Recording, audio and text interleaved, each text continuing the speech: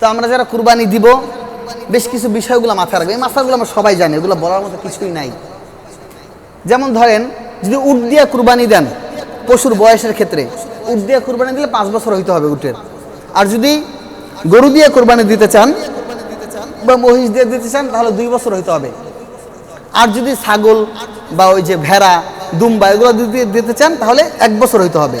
কিন্তু একটা মাসালা আছে, এটাও সহি মাসালা, যদি দুম্বা কিংবা ওই কি বলে ভেড়া 1 বছর হয় নাই কিন্তু 6 মাসের বেশি হয়েছে, 1 বছরের মতো দেখা যায়, ওটা দিয়েও কোরবানি হবে। কিন্তু ছাগলের 1 বছরই হইতে হবে। কথা বুঝছেন কিনা? এখন প্রশ্ন আসতে পারে যে হুজুর, আমরা তো বাজারে যখন কিনতে যাই, যারা ব্রোকার থাকে মানে দালাল থাকে, তারা তো বইলা দেয় যে 1 বছর হয়ে গেছে। তো সেক্ষেত্রে 1 বছর না হলে কি করণীয়? আর আপনি তো জানেন যে তার কাছ থেকে শূন্য আছে যে 1 বছর হয়েছে।